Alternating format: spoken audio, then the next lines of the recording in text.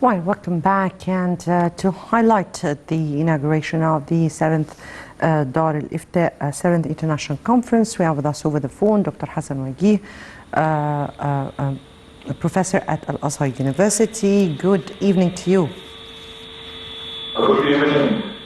Right, so today was the inauguration of the 7th Ifta. Yes, the voice needs to be raised. Okay, I'll try to raise my voice. Is this acceptable? Okay. Okay. So today was the inauguration of the 7th International Conference of Dar al-Ifta. Tell me your reading of the agenda of this very important conference that is taking place in Egypt with the slogan of Fatwa and Sustainable Development Goals. The voice is, I can hardly hear you. So again, my question is, your reading to such, or to the significance of such a conference being held here in Egypt under the title of Fatwa and Sustainable Development Goals. Yes, if I heard you well, my reading to the conference, right?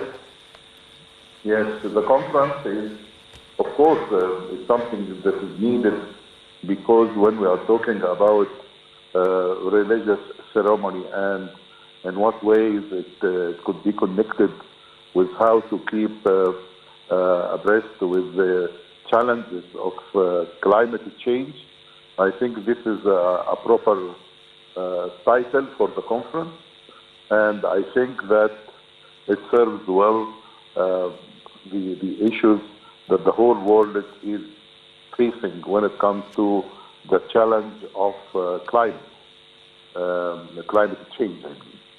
So I think that there are so many, several axes that could be addressed along this line when it comes to religious teachings and what is expected to do to meet the challenges of climate change.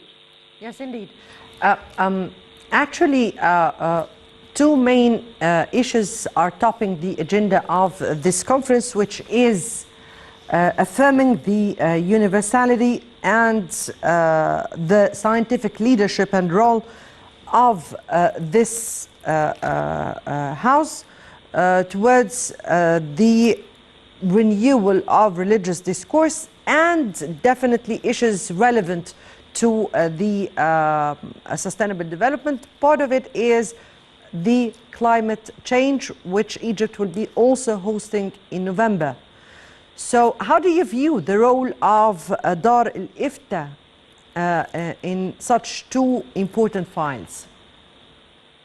Actually, the Dar al-Ifta role and the Al-Azhar role and all religious of course, institutions the is very most needed prestigious. when it comes to these challenges.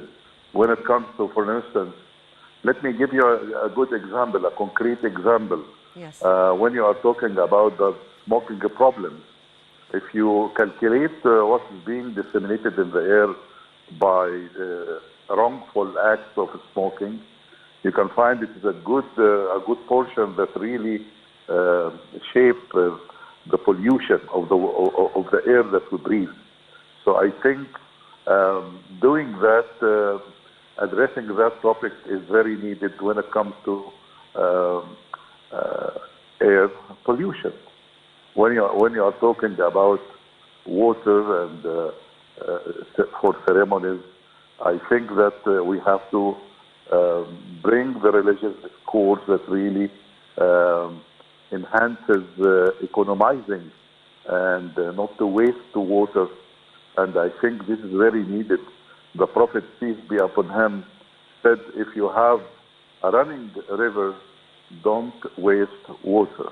So water conservation is needed on several axes, technical aspects as well as the religious aspects as well. Indeed.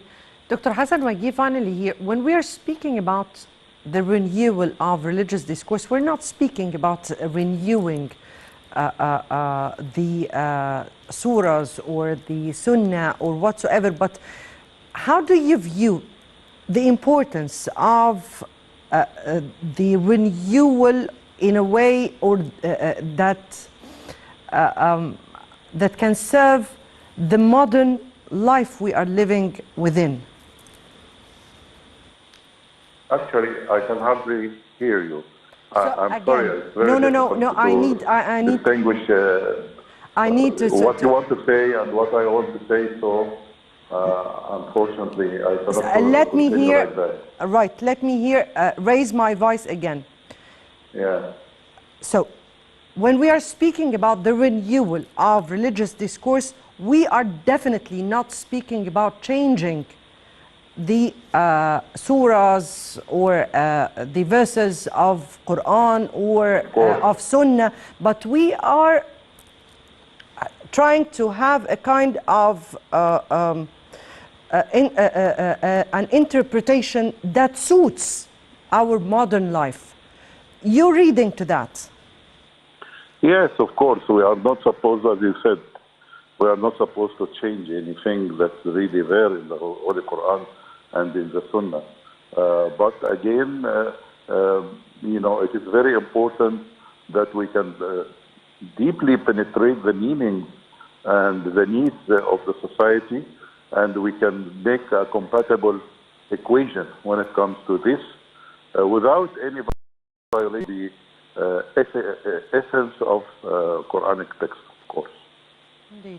Indeed. Dr. Hassan Wagih, professor at Al-Azhar University, thank you so much for being with us. And definitely, the role of the IFTA House and the Al-Azhar prestigious institution, and definitely the cathedral. And we are in real need for such a discourse or such interpretation that can really push and raise awareness of the people in order to be able to work more for the sustainable development of the country, which is part and parcel of definitely the overall strategy of our country. Moving on to our next top stories of the day. And First Lady Mrs. Intisar Sisi hails efforts of state institutions to eradicate poverty. First Lady Mrs. Intisar Sisi hailed the efforts of the state institutions and civil society to eradicate poverty across Egypt. The First Lady said in a tweet that on the International Day for the Eradication of Poverty, she appreciates the efforts of the state institutions and civil society to eradicate poverty throughout Egypt through many initiatives that are reaping its fruits day after day. Most notably is the Decent Life Initiative, which aims to change the lives of millions of Egyptians and provide them with a decent life worthy of the new republic. October 17th was marked as the International Day for the Eradication of Poverty in 1992. And before we move on to our topic of the day, let's first have this report. And the 13th African Ministerial Cooperative Council Conference kicks off for first time in Egypt. Let's watch. Minister of Housing, Utilities and Urban Communities Hassan inaugurated on Monday the 13th Africa Ministerial Cooperative Council Conference, which is hosted by Egypt for the first time under the patronage of President Abdel Fattah el-Sisi. The conference, entitled Together for Africa's Development, coincides with holding the 4th International Conference on Cooperative Housing, and it is being held during the period from October 17th to the 20th, with the participation of about 52 African countries. During the inaugural session of the conference, Egypt, represented by the Minister of Housing, Utilities and Urban Communities, received the presidency of Africa Ministerial Cooperative Council from Nigeria for the next 3 years. Addressing the session, Ghazar said that Egypt, through its presidency of the next session, will work to complete what has been accomplished and will cooperate with all African countries to draw a roadmap for the cooperative system in the African continent that commensurate the size of the current challenges the continent faces and to achieve the aspirations and ambitions of the African cooperative movement. Ghazar added that this conference is being held at a time when the world is witnessing difficult political and economic challenges which have greatly affected the rates of development in many countries of the world, especially in the African continent.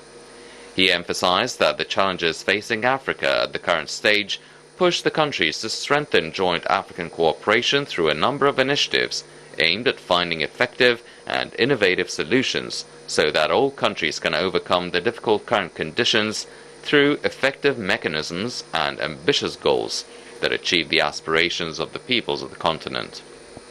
The minister highlighted that Egypt is currently extending a hand of cooperation with all brotherly and friendly African countries through cooperation protocols in many areas of implementing infrastructure projects and modern networks of roads, bridges, tunnels, and giant power plants, which aim to achieve comprehensive development throughout the continent. Ghazar also said that in recent years Egypt has achieved a great leap in many national projects, such as the project to establish 1 million housing units for social housing as one of the most important projects that is considered one of the largest housing projects in the world, which aims to achieve social justice and provide appropriate and civilized housing for the Egyptian citizen, especially those of low income. The minister added that Egypt has begun to establish a group of fourth-generation cities such as the new administrative capital and the new city of El Alamein, which provide an unprecedented qualitative and civilizational leap in the implementation of modern cities that comply with the rapid progress in various fields of technology. Ghazar stressed that Egypt's progress in the field of cooperatives in general and in the cooperative housing file in particular is a model for the state's support for cooperative activities as well as its support to contribute to the implementation of economic and social development plans in accordance with the Sustainable Development Goals of the United Nations 2030.